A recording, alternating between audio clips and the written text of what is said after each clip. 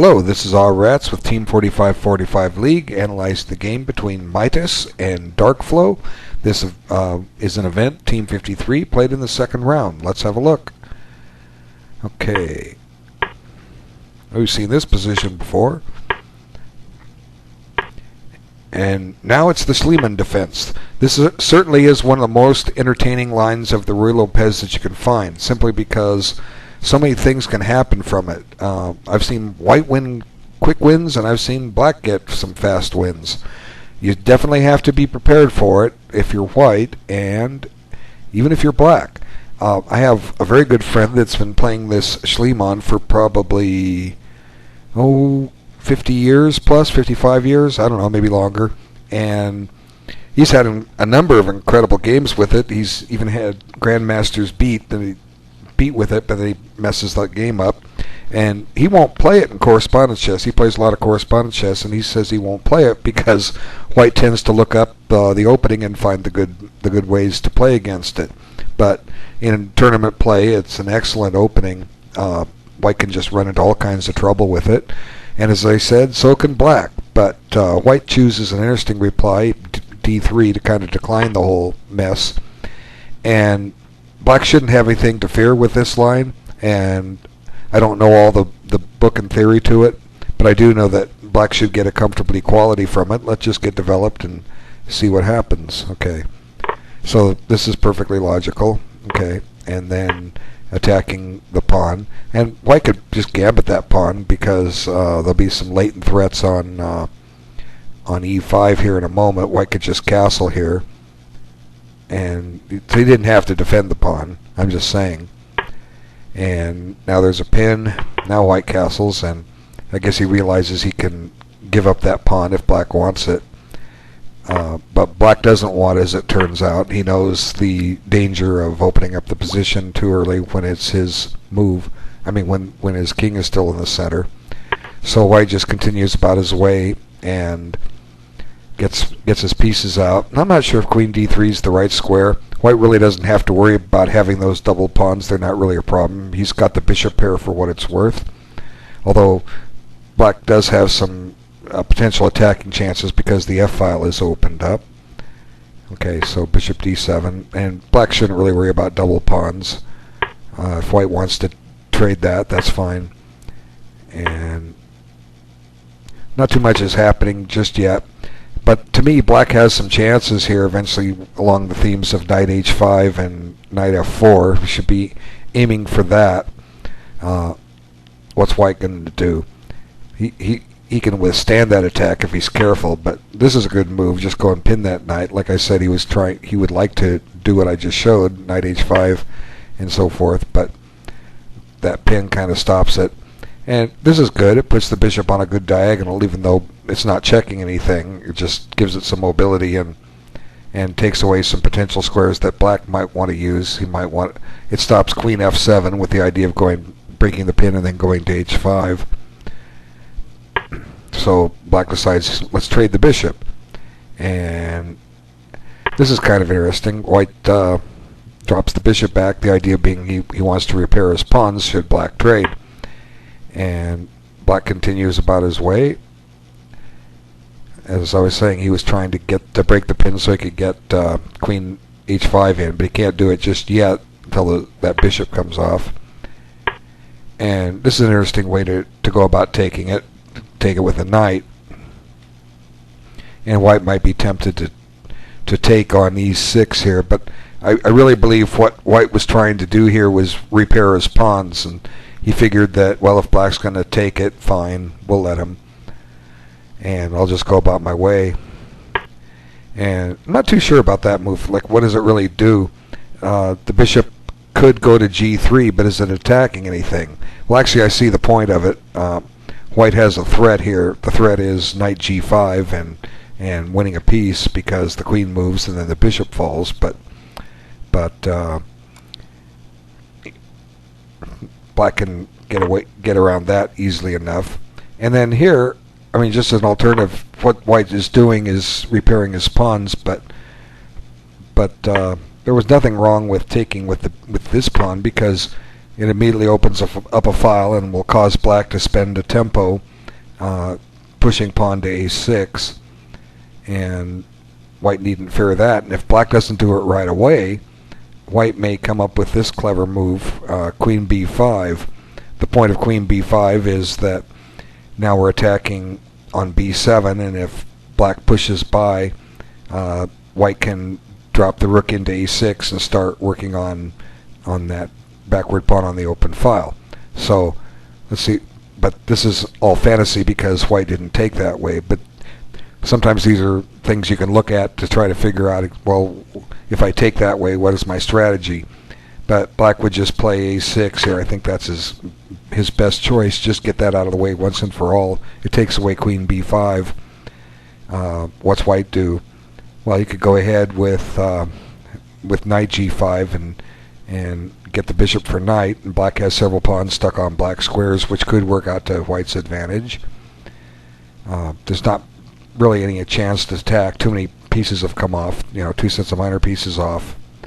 But anyway, he didn't do that, so and there's nothing wrong with what he did.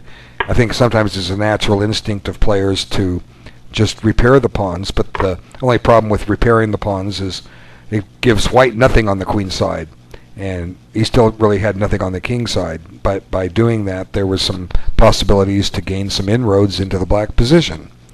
So anyway, knight h5.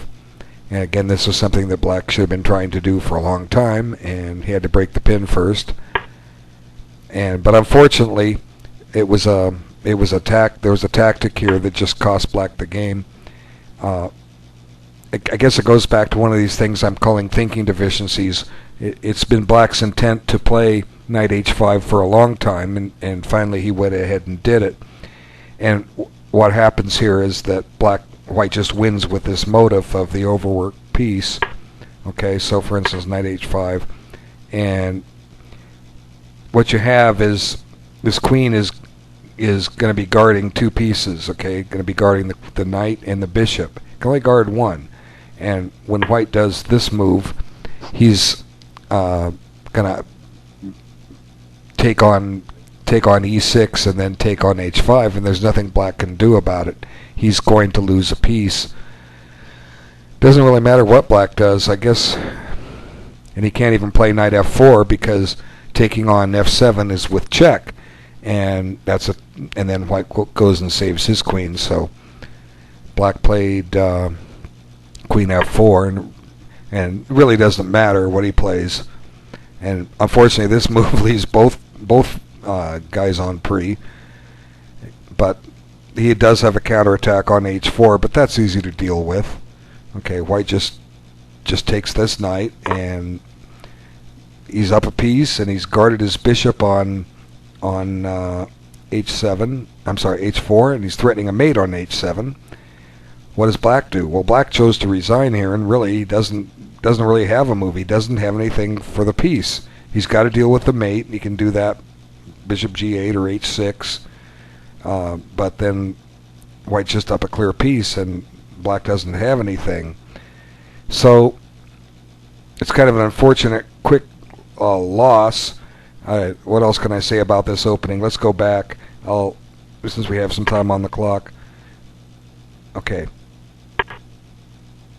There are some other lines. I won't get into them too deeply, but they're similar to the Schliemann. In some cases, black plays bishop c5 here right away, and then there's some ideas to play an f5 in a few moves. And there's even some crazy gambits that are similar to the Schliemann, where I think on c3, I think c3 is one move here, and I think d5 is this very, very interesting line that if white's not prepared for, black's just going to get this great game. But if white's prepared, he'll be fine. The solutions to these openings are all found, but there's just tricks that you have to watch out for. And instead of settling for mainline theory in an opening, black can play one of these offshoot lines and set up all kinds of problems for white that if he's not prepared for, he could run into difficulties real quick. That's one of the interesting things about opening theory, and I have always advocated don't play main lines simply because not only do you have to know a position, sometimes 25 moves deep, there's a good chance your opponent will know it better than you. And another drawback too is that he'll not only is that, well, yeah, basically you get to that position 25 moves deep, and how do you win? Well, you don't. You've reached a position that maybe one side can only draw. And then once again, when you go into main line, who's seen this line? I mean, I'm aware of it. I've been aware of it for years. I had some friends that were playing it, and they had a whole lot of analysis on it, and they were showing me all these great games they won with black in this position. And it's first time I saw it, and I didn't even see it until the early mid-1980s, but it definitely has some great potential to it. There's some wonderful attacks that black can get out of this, and if you're a tactical player, this kind of opening is exactly what you're looking for. And like I say, I'm not going to sit here and show you what theory is or try to work this out and say what the best move for white is and so forth on down the line. I'm just saying that if white isn't prepared here, black's got this terrific game. And you can just see, even if black sacrifices a pawn or two, okay, look at the white bishop. It's not out right now. It's not getting out. Well, it will eventually, but it's not out right now. But black's bishop on c5 is on that critical f2 square for what it's worth. It could come in handy. And the queen and bishop both have open diagonals for them to get into play in a hurry. Black might even be able to get away with an f5 at some point. So, but I know that black has plenty of resources. I know knight takes e5 is a line, and it's similar in some respects to what happens in a Schliemann. If you're a Schliemann player, you're familiar with these lines, and you might like to study this variation simply for that. And again, I don't remember all the theory on this, and I'm not going to try to remember all the theory. I'm just saying there's some incredible potential here to generate some attacks. Now at this stage, white's threatening d4, so black can't do some fantasy ideas like queen f6 threatening a mate, because white will just play d4 and walk away with it, and black's got to deal with the threats on c6. But again, these are things that can be dealt with. Oh, I have a couple minutes. Let's just kind of play with this. I'm not sure if this is the main line or not, but it's similar in some respects with Schliemann. And now the queen's on pre. You got to deal with that. So here's where you stop and attack f2, I suppose. You're attacking the knight, but you're not really gaining a piece. You've sacrificed a piece for this position, and white has a nuisance check or two if he wants, I suppose. He could play. I'm not saying this is the best white, but it happens in a Schliemann. White could play knight takes a7 check here, and then c6. And if he really wanted, he could play bishop takes c6 check, but he might end up down a piece after all this. So white's got to be careful. It might not be wise to snatch that pawn, but just to simply deal with the threat on f2, and it might be fine just to play d4, sacrifice that pawn, or castle, one or the other. But if white castles, black just plays d takes c6 and tempos on the bishop, and black continues his development. Anyway, my phone is ringing, and I'm going to cut this short. I thank everyone for their time, and I look forward to seeing you next game. Take care.